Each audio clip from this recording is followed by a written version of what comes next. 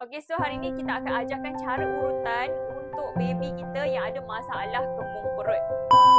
Okey, guna kita punya minyak herba asma ni, bolehlah ambil lebih kurang dalam setitik, 2 titik, 3 titik. Sebab kalau baby yang masih lagi kecil, boleh kita pakai banyak tu lah.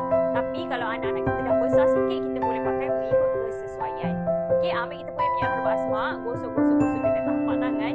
Cara urutan untuk baby kembung perut ialah kita gunakan capital letter huruf I, huruf L dan huruf U. So, kita akan bermula daripada kanan perut baby, and then kita gunakan huruf I daripada bawah ke atas. Bawah ke atas macam ni lah. Bawah ke atas sebanyak lebih kurang 30 kali ke macam tu sampai kita selawat. Okay, so itu untuk huruf I. Semua capital letter ni kita buat secara terbalik. So, yang kedua ialah huruf L daripada kanan ke kiri ke bawah. Kanan ke kiri ke bawah huruf L, dan seterusnya kita gunakan huruf U.